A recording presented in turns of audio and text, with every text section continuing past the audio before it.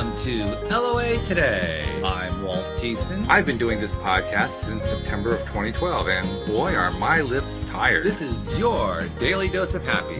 We are so happy you decided to join us today. Anne Marie's not checking in with us today, although she might be joining us later on. We'll have to see about that one. But I am joined by Summer Zell, who was brought to us by a listener. Barbie, one of our longtime listeners, contacted me and said, you got to have Summer on the show. Now, Barbie is like one of the most loyal listeners that we have. She's very intelligent. She's very LOA. She's got all of the right. I mean, she basically is like a single person who is representing the entire listener base because of who she is. That's just part of who she is. So when she says, you got to bring Summer on, I say, okay, I'm paying attention. Let's bring Summer on. So Summer, hi, welcome to the show. How you doing? I love Barbie too, so I'm glad you love Barbie. It's hard not to love Barbie. She's a terrific lady. Yeah, she really is. So welcome. We're glad to have you. We need to get to know you a little bit more. Obviously, Barbie knows you very well, but the other listeners don't know you so well. So we have to kind of introduce you a little bit. Yeah. So what I want you to do is I want you to tell us a little bit about yourself and what not only what you do now, but how you ended up getting there. Like you and I talked about before we got going here. What we've learned over the years is that the best stories are the ones that show how we go through the hard times, and that leads us to make decisions, make changes that lead to the really good stuff that happens. And that's the interesting story. So that's where we like to start every time. So what's your story? Yeah, totally. Well, I am currently in Charleston, South Carolina. I've lived kind of all over. I grew up in Charlotte, lived in Chicago, Seattle, Columbia, Richmond, and Charleston. And Chicago is where I went to grad school. I got my master's in counseling and art therapy. And following that, and during a little bit of time, I worked in residential centers and inpatient psych hospitals for children and adolescents. And that was a little bit too much for me, a little bit too heavy. So I wandered into working with kids with autism. And when I started working with kids with autism, it's in their homes primarily with their families. And I pursued my certification in behavior analysis. And I've been doing that since 2009. And when you're in people's homes, you really get to know the families. So like I said, I've been all over the country doing this job. I've worked with a lot of military families. And then like all socioeconomic levels, all different neighborhoods, all different types of people, single moms, like I said, military families who just have one kid, families who have 5 kids, really just running the gamut. And the thing that really stood out to me was just how much these moms dedicate themselves to these kids.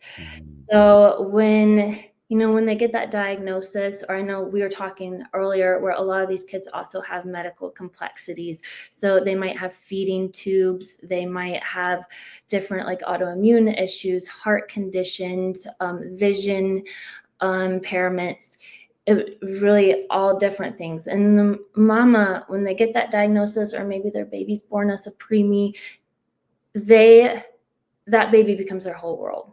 Sure. And they become experts in what their child is facing. They become their advocate. They're just all in every day. They're changing everything in their home environment. They're opening it up to all these professionals. They get the behavior analysts, the speech therapists, the OTs. Their life is completely different. And there really isn't time when you have that baby like ages 0 to 10, there's not time for them to stop and grieve what has happened, what they thought their life was going to look like and what it does look like. And just the challenges, they've lost friendships. They aren't able to leave their child as easily as some other mothers. And through all that process, those mamas lose themselves in a way that's really more extreme. All mothers lose themselves to some extent when they become a mother, when they have a child, because it's it's not just about you anymore. It's about this other Sure. very needy little human, or multiple ones. Mm-hmm. So I do think that it is like there's a grieving process that all mothers go through, but when it looks differently, when you become a single mom, or when you have a child who is special needs or medically complex, it's just so much more high pressure. And as I was going into all these homes, I realized I was there for the child, but the mother needed so much support. The mother needed someone to talk to. She's sharing her story. She's talking about her struggles. And that's not the place for that when you're there to work for the child. But I wanted to provide a place for those mamas.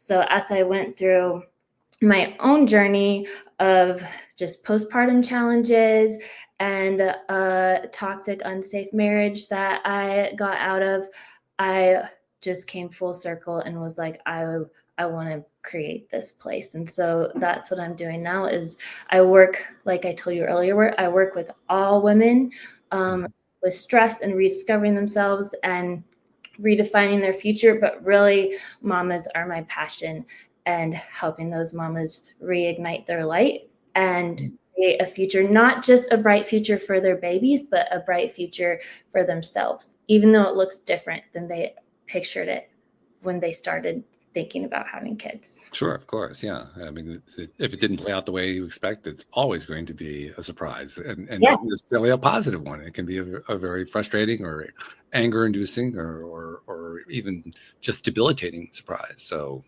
yeah, that makes total sense. But talk a little bit about your experience, because you mentioned you came out of a toxic marriage, and you're now a single mom and so forth. So you've been through the roller coaster yourself, which probably actually provides the basis for you to kind of relate to these women, let them relate to you, and they can feel like, okay, I can trust Summer. She's been through the same thing. She knows what I'm going through.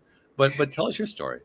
Yeah, completely. So I got married really young, fresh out of college. I was 23, and I think that there were a lot of things that I didn't realize when you're that young, right? Like your brain isn't even fully developed when you're that young. So a lot of things that I thought were okay and were just normal as I grew and had kids and moved several times.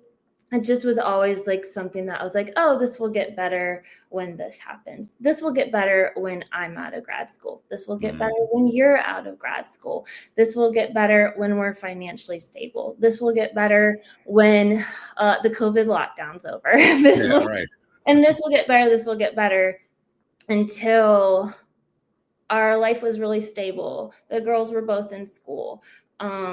We were in Charleston, and things were really like we had a great house. There was a great job. We're good friends. We're in a beautiful location. And then I started realizing it wasn't a situational issue.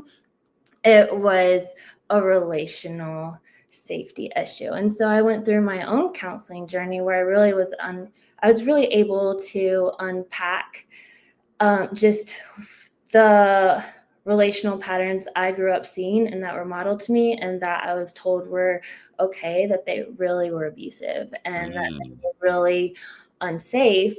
And having two daughters and having my eyes open to the fact that even though I was being told it's going to change, I'm changing, it wasn't going to change. And that's not what I wanted for my girls to imitate when they got older. I didn't want them to be in unsafe relationships. I didn't want them to be controlled and to just never quite know what was going on in their house and feel like they were walking on eggshells.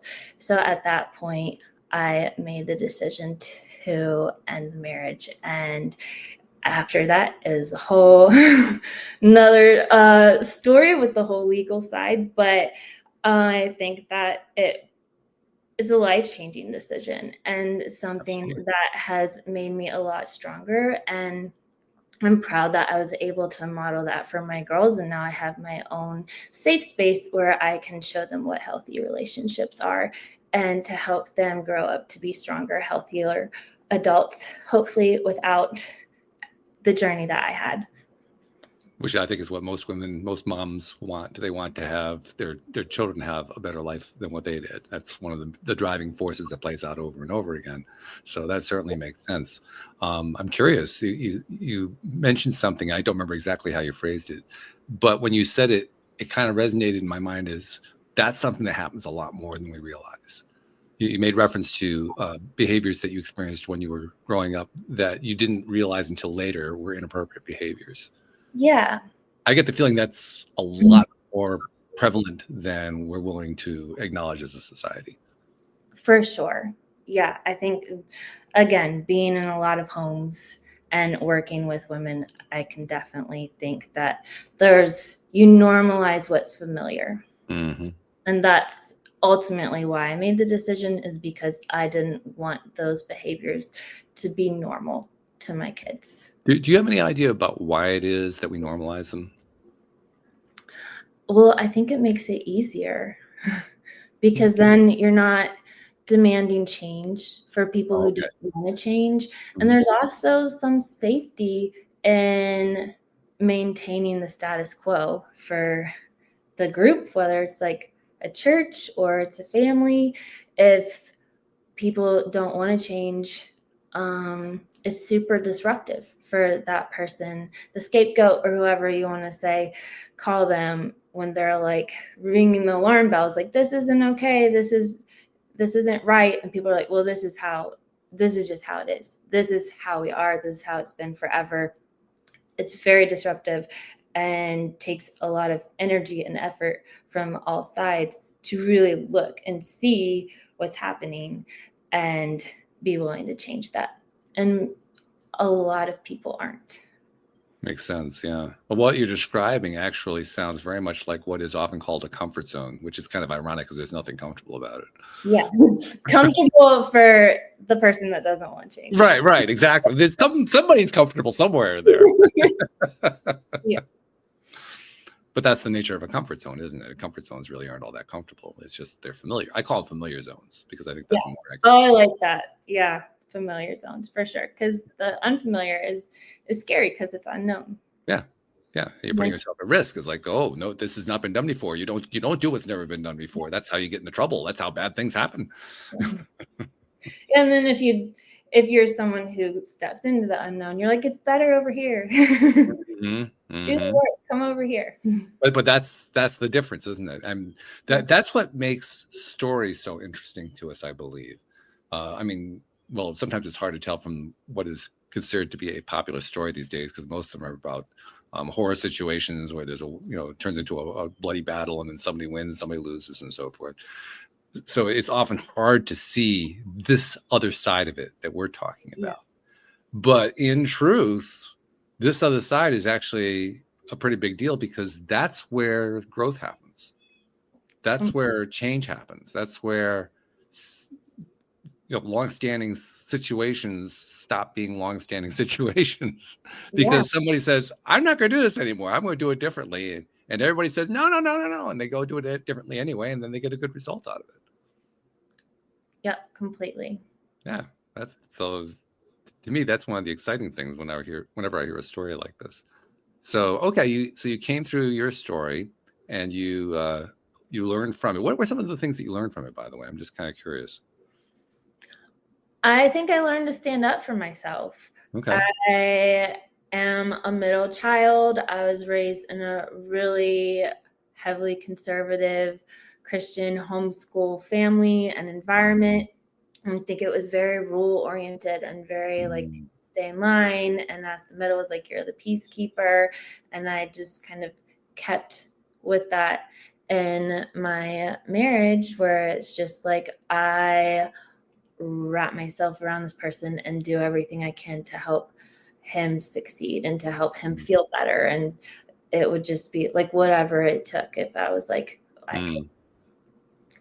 I could go to work, or I could stay home, or I could cook all dinners from scratch, or we could just like not have a messy kitchen, or like we could be minimalist, or we could move to this different town. Whatever it was, I was just always trying to problem solve and really be that like people pleasing person.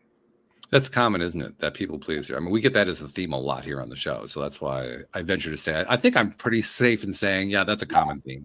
Yeah. So I think that when I stood up and I said enough, and that was something that I hadn't really ever done before. I mean, there was a time when I was a teenager when I stepped away from a youth group. That was a really toxic situation. Wow, interesting. That was really the only other time that I had really said, no, I'm not doing this. Like, this is not safe or healthy for me, and not having that community or family support where I was just like, I know in my core, in my very soul, that this is the only choice I have that is right for me, and I have to do it no matter what anyone else around me is going to tell me. And so I think those are like the two times in my life where I really developed that strength. So I had experienced it like in a religious setting as a teen, and that was very life-changing. And probably one of the reasons I ended up in counseling and therapy setting. But in my personal life, in my marriage, when I just was like, it doesn't matter what the feedback the community or my family are giving me, I know what I have to do. It's best for me, it's best for my girls. And so just developing that backbone and that trust in myself is like the biggest change, where I know that I can do things that are scary and that aren't making other people happy, and that's okay. And so really kind of stepping into my own person in that way. What you're talking about, it's different from my story, but there's a similarity. The similarity is that I didn't grow up in a conservative Christian family, but it was a Christian family, and almost rigorous, not quite rigorous, but almost rigorous. And we were the leading family of the church that we were members of. We were the biggest givers. We were the biggest contributors in all ways. We were the most involved, all that kind of thing. Yeah. And I became a communicant member of the church at age 13, which was typical. It was a Presbyterian, so it was typical for that church. And by age 14, I abandoned the church. And what happened between 13 and 14 is, after I went through all the religious training and became the communicant member and all that kind of thing, I did something that you weren't supposed to do, apparently. I read the Bible cover to cover. Yeah. Really bad idea if you want to follow the rules. You started asking questions. And not only asking questions, but not getting answers. That was the part that really freaked me out. Yeah. So in my case, I had to do kind of a similar thing to what you did. I had to basically take a step that I knew was going to be extremely unpopular and not give me any support. But there was also another side of me that said, I can't do anything else. I have to do this. Yeah. Like, there's no choice in the matter. So I know exactly what that feeling is that you were describing. Yeah. And it's a lonely feeling. It's also a feeling that gives you strength that you don't know about. That's what I found anyway. Yeah. Lots of loneliness and lots of like self-empowerment. Yeah. Combined together, which is an interesting combination when you think about it. Yeah. But it's also challenging, because one of the most powerful things that we humans are able to do is to connect with what they now call our tribe. That's the current fancy way of describing it, but people that you. Well, that phrase makes me laugh. Right, exactly. Yeah. But when you have those kinds of connections, those connections are actually very powerful, because when you do go through a situation with those connections, and those connections are able to help you get through the situation, you get through it a lot easier. I mean, you went through a divorce, for instance. I went through a divorce too a couple of years ago. Nothing easy about divorce. I don't care what your situation is. It is going to be painful for everybody who's involved. But if you have a support network that can help you get through it, that makes it a whole lot easier to get through it. It's still painful, still frustrating, still difficult. You still have to go through all the steps. It's just not as bad, because somebody else is saying to you, you're not crazy. Yeah. Yeah. What you're going through makes total sense.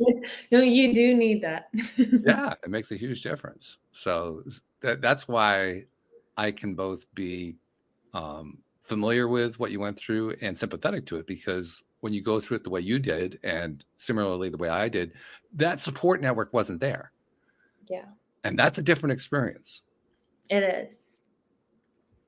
Yeah. And I think I did have a support network. It's just different. Like hunt for it a little bit, build it, Yes. rebuild your life and rebuild your support system. That last bit, especially, choose. You can't choose who your relatives are, but you can choose who your friends are. Yeah. And take advantage of that. Yeah. Yeah. In fact, the people who don't do that are the ones who get into the most trouble, I find. That sounded ominous. What's that? I said that sounded ominous. Like what Well, kind? it kind of is. I mean, now this is just my experience, just from people I've known and so forth, people I've interviewed, people I've known outside the show and so forth. But over and over again, whenever I encounter somebody who is in really bad situation, especially emotionally, mentally, they're feeling trapped, they're feeling depressed and so forth, overwhelmingly, they have a poor social connection network. The connections just aren't there. Or if they are there, they're so minimal that they barely count. I could see that for sure. Yeah. So that's why that part of it is so big. And that's why it's such a big deal to come through without that. Yeah. That's the part that's hard to convey. It's hard to explain that part of it. Yeah. You know what I'm talking about because you've been through that. But that's hard to explain to somebody else. It is. I think there's some parts, I mean, of everyone's journey, but there's parts of becoming a single mom and going through the type of relationship that I did and the type of support or lack thereof that I received that really you just can't understand it unless you've been there. Yeah. Which is the great advantage you have because you've been there. Yeah. Hooray. You mentioned one of the places you lived is Richmond. I do 2 of these shows on Mondays. The second one is with a gentleman who lives in Richmond. He's a life coach. Oh, that's awesome. I've known him for almost the entire time. I've been doing the show for about 12 and a half years. I knew him like within the first few months of starting to do the show, and we've been doing episodes ever since. And he is also somebody who has a background that enables him to relate to his clients. His background, he was a gambling addict and ended up in a lot of really bad trouble as a result of that, and ends up in the long run, long story, shrunk down to a very few sentences, in the long run working with kids, primarily boys, in the foster care system, who can't imagine what it's like to be abandoned, who can't imagine what it's like to live without food, live without shelter, and so forth. And then they talk to this guy who was eating out of a dumpster in Las Vegas, and they say, "Oh, maybe you do understand what I've been through." Yeah. Different scenario, but the same kind of thing. Yeah. Like they're able to just feel a little bit safer because that person sees you at a different level than other people do. It's like this person not only can understand me, this person's actually going to listen. And I imagine that's what you encounter with the women that you work with, because you've gone through a similar thing to what they're going through. Yeah. Yeah, I think so. Like, because if they're talking about like what is like postpartum, or what it's like to feel like they're doing it all alone, or what it's like to feel isolated, I can completely relate to all those things, all the mama stressors, the mom stressors, all the relationship, all the financial stressors, the lack of support systems. Yeah. So let's talk a little bit then about what you're able to teach them. What are they able to get from you that they weren't able to get before they met you? Yeah, so I have what I think is a pretty unique approach. Like I mentioned before, my master's is in counseling and art therapy. So I bring a little bit of that art therapy, like in a totally positive way. I like kind of woo-woo, like a softer, just experiential, client-led approach with that. And then I bring the behavior analysis, which is completely opposite. It's very like data-based and more science focused.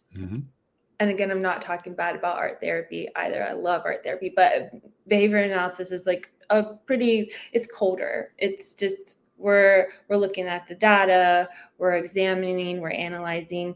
So I think I have those kind of polar opposites for moms where I'm looking at like, okay, tell me about your environment. Tell me about your social supports. Like, what does your day look like? Like, when are you feeling X, Y, and Z in your day and what's happening around that time? Like all that analytical behavioral stuff, and then giving them really doable, personalized, small steps to help improve those to get to where they want to go. But then we're also using the softer, like, let's process this. Let's use some art. Let's go to the beach type of processing. Then in the middle of that, I have the wellness coaching component. So I'm talking to them a lot about their sleep and their morning routines, and how are they nourishing their bodies, and how are they nourishing their spirits, and just looking at all of those things, because we know that there's a mind-body connection.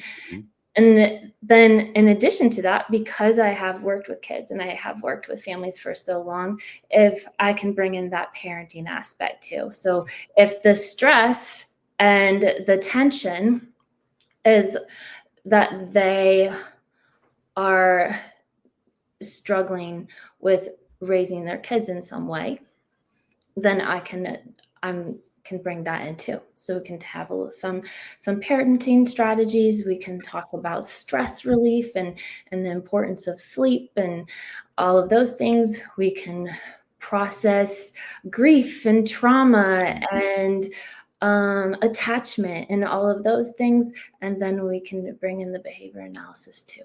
So it's a combination of all those that I use. And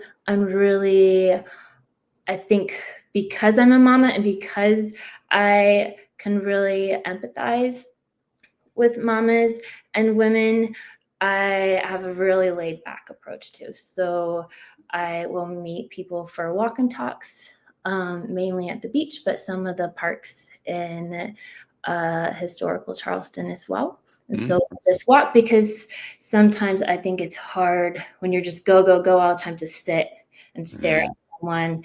And it's just a lot more comforting and able to get a little bit deeper and build that process faster when you're just parallel and walking out in the fresh air. And I also do virtual. So if they want to meet me at nap time, or today I did a call with a mom and the dad was sick in bed. So the 4-year-old was just running around being loud the whole time. And I was like, yeah, it's fine. Like, this is like, I'm meeting moms where they are. Yeah, that makes sense. And it sounds like what you've done is you've kind of merged together left brain and right brain activities. Yeah. You know, the left brain being, the systematic, database-driven, scientific approach to how we're going to handle this, and then the right brain, well, here's how we can go free form in order to make it possible to release whatever it is you're trying to release, or to adopt the mindset you're trying to adopt, or something. You're combining the two together, and that's a fairly rare thing.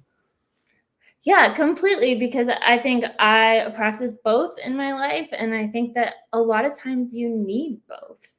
Like, in my work with kids and families, and like sometimes you really need those behavioral strategies to be like, okay, this is how we are going to get ready in the morning, and this is what we're going to do when little buddy starts throwing his toys. But also you have to work on that attachment and those family dynamics, and like what is just help everyone regulate and address kind of those underlying tensions, to really help the family thrive. They don't just need like behavioral, like a checklist rules, which can be really powerful, but to really thrive, I think you need both. It makes sense. I suspect that there also is a need. How do I want to frame it? There's a need for a retraining of attitude, is maybe not quite what I mean, but it's close to that. What I'm thinking about is that I often bring this up because I have these neighbors that at times can be a little bit rambunctious, shall we say? They haven't quite figured out that the power trips that they have with each other and over their daughter are causing their daughter to have power trips. For some reason, they can't quite put those pieces together. Of course, that's easy for me. I'm sitting upstairs. Guys, listen to what you're doing here. But the message never gets through.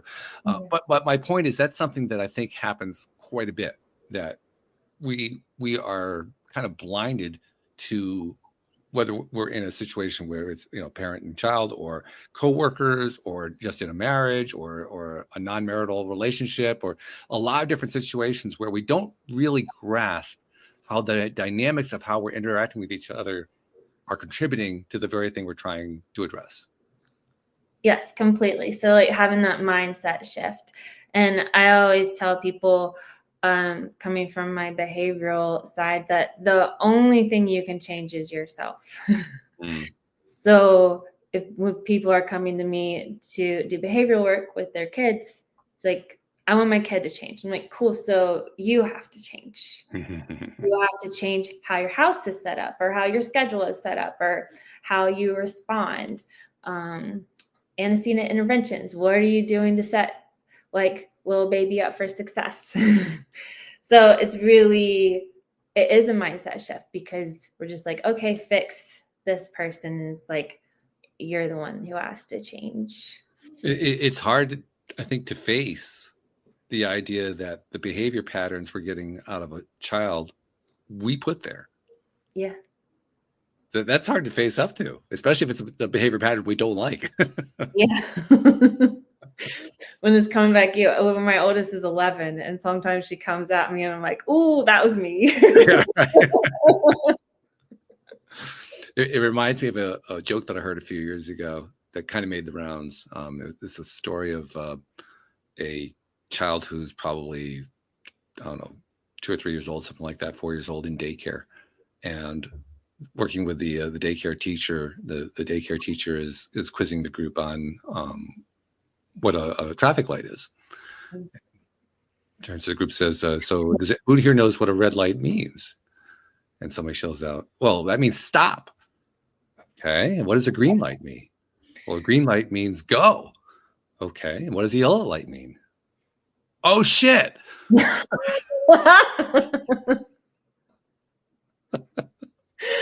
That's hilarious.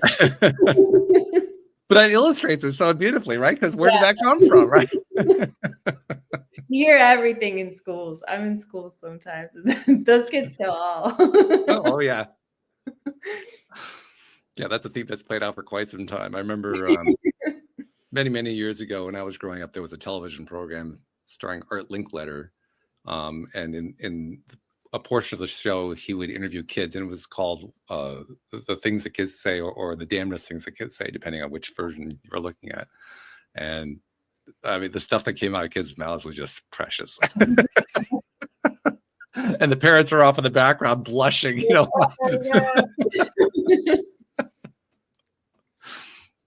That's a theme that's been going on for generations. I don't think that one's ever going to stop.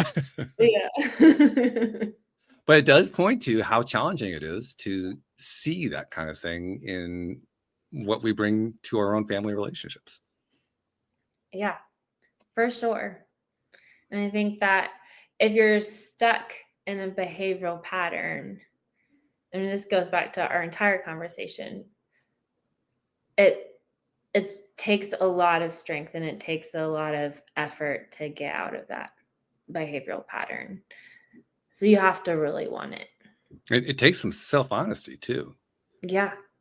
Because you have to face up to things you really don't want to have to face up to. For sure. Yeah. That's probably one of the biggest challenges. And it doesn't even matter whether it's something where you're, quote, in the right or, quote, in the wrong. Either way, it's hard. It's just hard to do. Yeah, completely. Yeah, because sometimes it's just setting boundaries, right? And like, you haven't had quality boundaries in my life a lot, where it was just like, oh, like, I have to set this boundary, and that's it's new and it's uncomfortable and it feels a little bit scary. Like, will people still like me? Is it okay to disappoint people that I've spent my whole life pleasing? Like, those types of things. So it's not just like I'm teaching my child to be whiny or throw fits, or teaching them a bunch of swear words. it can just be something as simple as that, as just needing to really figure out, as an independent adult and as someone who wants to have a healthy, fulfilling life and relationships, like, what do your boundaries look like? Yeah. And well, there's also another source of potential confusion where boundaries are concerned. And I think it probably fits your particular personal story very poignantly, because you grew up, like you said, in a conservative religious family with a lot of rules. Well, rules are boundaries. Yeah.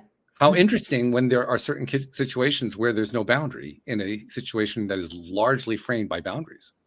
Yeah. Now that's going to be confusing. Very confusing. Yeah. Yeah, I think getting out of I remember I went to a Christian university as well. So again, like just rules, rules, rules, rules. And then I got into grad school, and it was really ironic because extremely liberal, like urban university, Okay. downtown Chicago. And I all of a sudden was like, oh, like, what are my own rules? Ah. I've never had the chance to like develop my own life rules. Like, what are they? And so I think a lot of things that maybe kids or teenagers go through in that, and then like adolescence and heading into college, I didn't do until much later. And I've still been kind of figuring out, like through my divorce and post divorce, where it's like, what, like, what are my boundaries? What are my life rules? Because there were all these other things, and then some you keep, some you reject, and it's a very weird experience. It's weird, and it's also, I think, probably one of the reasons that it's weird is that you're engaging in something you haven't engaged in before, because prior to that, the boundaries were all set for you. Yeah. Right now, you're the one setting the rules. You're the one setting the boundaries. And that's, well, wait a minute, that's not the way this is done. Who changed the rules of the game? It's that external, then like internal switch, where you're just like, okay, these aren't on me anymore. So what are my internal set? Like, what are my true values? And figuring that out, I think is really important, and like a huge part of personal growth for me. And I think hopefully everyone goes through that. And then once you've figured out what they are, then you got to actually set them. Yeah. Which is the whole thing all by itself. So it's one challenge after another. Yeah, it's not easy to blaze a new path. It takes a lot. What do you think is the biggest thing you've learned coming out of that kind of a series of lessons that taught you how to do that? I think you look at the world different, and you look at people differently. And I think there's a loss, like there's grief, and there's a loss of trust in the community as a whole. I think that for me, just like the people that make me feel safe and the people that make me feel at home, it's a lot smaller than it was before. And so before, like, I'm really bubbly and I'm really social and I love people, but it's like more of and I think it's just like a growth pattern that will ebb and flow. But I think you go through a time of like just being a little bit more closed off, a little bit more protective, and really wanting to engage with people on a deep level, and not as much acquaintances, and being out with really large groups. And because you've been betrayed, and you want to connect with people who get you and support you and are super, super genuine. And you can trust. Yes. So I think that it changed my perspective on the world in that way, where it's like the way I really value the way I spend my time, and I want to spend it with people that are just really high quality people that I trust. And it's also got to change your perspective about yourself too. I mean, that's part of what any kind of growth is. Yeah, for sure. I think because you for me, I was just checking off boxes. Like you do this, you go to college, you go to grad school, you get married, you have babies, you buy a house, like you sell that house, you get a different house, you like just, you teach your kids how to ride a bike. And sometimes I was stay-at-home mom, sometimes I worked part-time, like sometimes I worked full-time. It was like all over, but that's really my identity. I was a mom, and I was a family girl, and I was doing the white picket fence thing. And then that kind of awaken you when you push back and you're like, wait, this isn't okay. Then it disrupts everything. Like I said before, like some people just don't want to do it, and you're like, yeah, because it disrupts everything. Yeah, disruption is uncomfortable. Yeah, and so rebuilding that life and just kind of like, okay, so what does life look like now? Like, what do I want for my kids? What do I want for myself? Like, who am I? And And part of it also is you don't really have the model to lean on anymore, because you were working on what you thought was the model, the one that had been taught to you, and the model didn't work the way you thought it would. yeah. But now you need a new model, and you don't have one, so you have to kind of invent it. Yeah, I mean, the model, it wanted me to really just die while still being alive. Good for you for describing it. To pretend everything was okay when it wasn't, to not point out the truth. And at my core, I'm someone who has to speak the truth and speak to what's right. And so I couldn't do it. And yeah, so I think that it completely changes how I view others and how I view myself. Because now I know at the core, it's like all the conventional things that I wanted. And there, like I said, there's a grief to losing all of that. But there's also knowing, like, at the core, what my values are and what matters and what I demand in my life. And ultimately, you didn't really lose all of it. What you lost was the luster of it. Yeah. Is that the best way to describe it? Yeah, I think so. Yeah, because we have this, I don't know, I guess you'd call it a fairy tale dream. And the fairy tale turns out to not really be it. Yeah. Because like the picture perfect little family unit wasn't picture perfect. So now I'm really rebuilding something different that is beautiful, and it is safer, and it is healthier, even though from the outside, a lot of people might disagree. Well, that's something else you have to put up with and listen and be willing to accept when you blaze that new trail, is that there are going to be people who are going to say, no, you're crazy. Yeah. Yeah. And I think that is, again, like why change is hard for people, because there's you gain and you lose. Like everything has a cost. And so you have to be willing to lose some things, like lose some relationships, lose some stability to get something that's better and healthier. And So more. getting to what we were talking about before, about finding your tribe, to use the modern terminology, when you're going through that kind of transitional change, what's your answer to, well, how do I find my tribe? Yeah, I think it has to be in all different ways. Like I think it depends like what your personality is and who you are, where you're going to find those people. Like maybe it's in, like it could be in a religious group, or it could be in your neighborhood. It could be like in a school mom group, or it could be just like going to the gym. For me,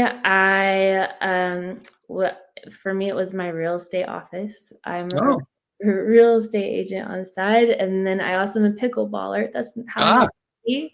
Okay. I think those through my real estate office and my pickleballers, and then I have an incredible group of moms in my neighborhood. So I had a lot of unexpected people step up and really wrap themselves around me. And so I had a little bit more of a natural network. I think that I had already done a lot of networking, finding my social supports before everything was publicly falling apart. Mm-hmm. Because there was a lot of isolation and loneliness several years towards the end of my marriage. So I was fortunate in that way. Mm-hmm. I just Okay. had established a pretty incredible group. So yeah, go play pickleball. Yeah, I didn't even know what pickleball was until I got divorced. I'm like, what is this? And it's like, it's popular. Like everybody's playing it. Like, where did this come from? All the cool people. Yeah, that's been quite eye-opening for me to discover just how many people play pickleball. But the larger picture that this paints in my mind is you were already in the process of making changes in yourself before the things started to fall apart. Yeah. The way I know that is you had already attracted to yourself the circle that you needed in order to get through that situation when it came up. Yeah, completely. I mean, that's basic law of attraction. What you give your attention to, you get more of. And you were giving your attention before the breakup to what it is that you really needed. And that's, so people started matching up to that. Like, yeah, that's me too. So I'm going to connect with Summer. Yeah. Yeah. I think long before I consciously was able to address that it was over, like subconsciously, I was gathering my support. So that's part of the answer to, well, how do you find your support network? You do it by doing the work on yourself first. Yeah. I mean, that's the key. That's where it all starts. Yeah, I think so. So, all right. So you've been doing this for a few years now, and I imagine you have all kinds of interesting stories that have come up along the way. But what, like you talked about how you're working a lot now with kids who have special medical needs, autism needs, and so forth.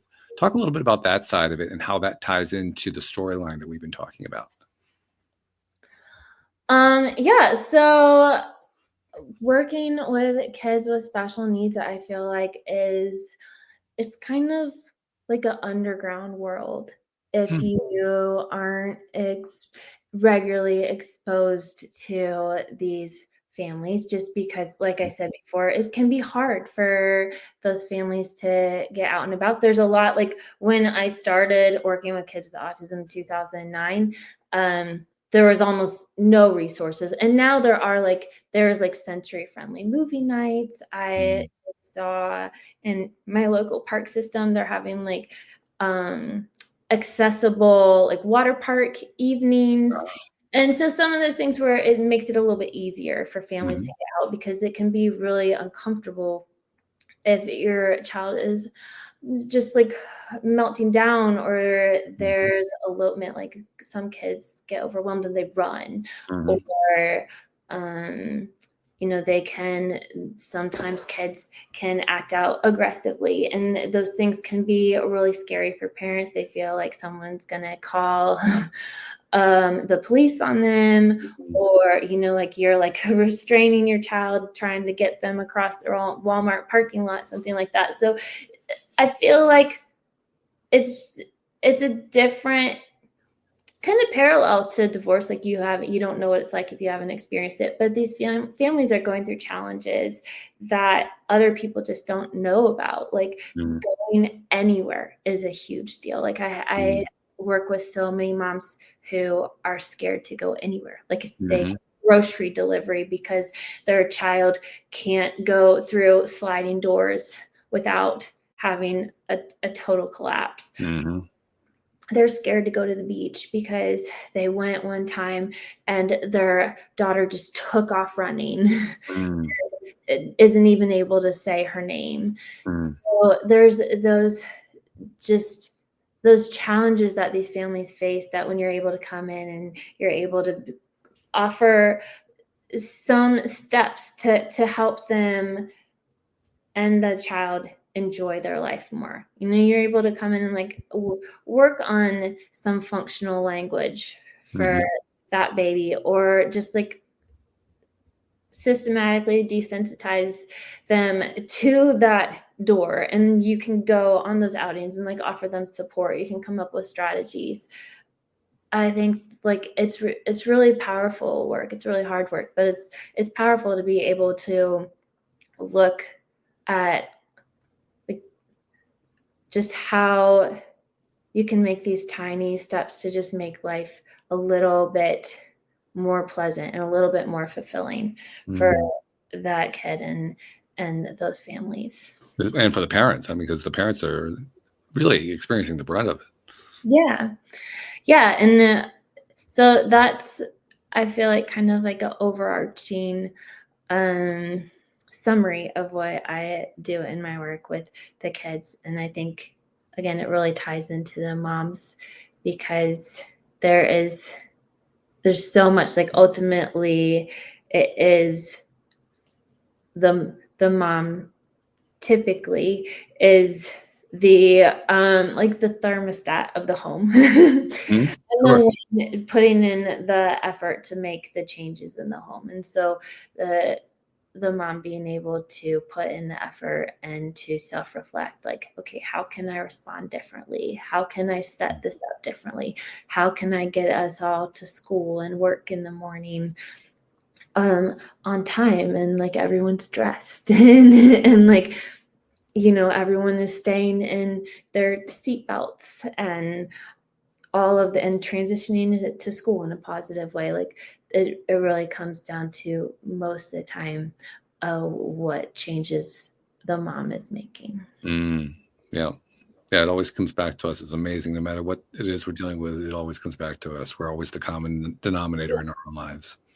Yeah, and I think that I said before, my oldest is 11, so I first became a mom in 2014, which is like several years past when I had been working with families, and it was super eye-opening. I have to go back and apologize to a lot of people. Yeah, because I think like when you're talking about that struggle and like making that effort, and you're just like, what's so hard? I gave you these steps, like just do them. There wasn't like that understanding before I had kids of just like the complexity and how overstimulated, how exhausted, like the mental load of just like things spinning in your head.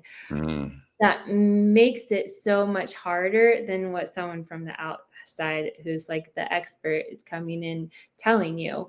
Like there's just so many layers there, right? Like do you have a supportive partner? Are there other kids that are like that need things too? And like what's going on in your own life? You know, like I worked with moms who were students, or moms who like gave up really great, like they were doctors, but then they were stay-at-home moms, or they were trying to run their own businesses, like was the term like mompreneurs. Mompreneurs, yeah. Yeah. So there's just like a lot going on in mom world that is, it's a barrier, it's a struggle to just do the simple thing where someone comes in for a couple hours and it's just like, oh, just do this one thing. I did it. It's not hard. You're like, it takes a lot of like, in behavioral terms, like response effort. It takes a lot of response effort to focus on that thing and make that change when you're burnt out and you're just on autopilot, just in survival mode. Yeah, that makes sense. When we do these shows, I always have 3 things I like to do at the end. I can't do one of them today because I need my co-host for that, and she's not here today. So I'll have to kind of skip that one. I'll do like a little bit of a summary myself. I usually turn to my co-host and say, because especially with Anne Marie, who normally does these shows with me on Mondays, she's a former listener. And so she brings the listener's perspective to the program. I mean, she participates in the program, but she also has the listener's perspective. So I ask her, like, how would you tie this together, you know, in a way that's meaningful to you? Because I know that's going to be meaningful to the audience as well. But I can't quite do that because it's like I've never been able to develop the skill of watching myself while I'm actually doing the show. Just not So I'll skip that one. I'll move to the second one. The second one is actually probably the more important one. Okay. There may be somebody listening who would kind of like to learn more about what your services are and what it's like to work with you and so forth. And in that thought, we should probably, tell them how to reach you.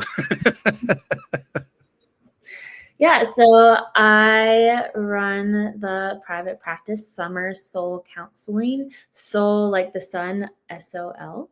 Okay. And my website is www.summersoulcounseling.com. Okay. That's the best way to reach you then. Okay. And we'll make sure we include a link in the show notes to make it easy for people to find you. Yeah, I mean, they can also email me. It's just summersoulcounseling@gmail.com. Okay. All right. That's good. And then the final thing I like to do, and this is really appropriate for this show too. It's always appropriate, but it's particularly appropriate for this one because of the nature of the work that you do. We now, of course, live in the 21st century where we're able to do podcasts where we can talk to each other. That was 25 years ago. That was not possible. We can do these things now. This is pretty cool. And we have new ways of marketing. We have new ways of sharing information, and we have new ways of reaching out to others and creating communities and all this kind of stuff. Yeah, we're so in the process of doing all that, we're constantly putting out content. I mean, you put out content, I'm sure, all the time. Here's what I've learned about how to work with kids with autism. Here's what I learned about my own journey with going through divorce.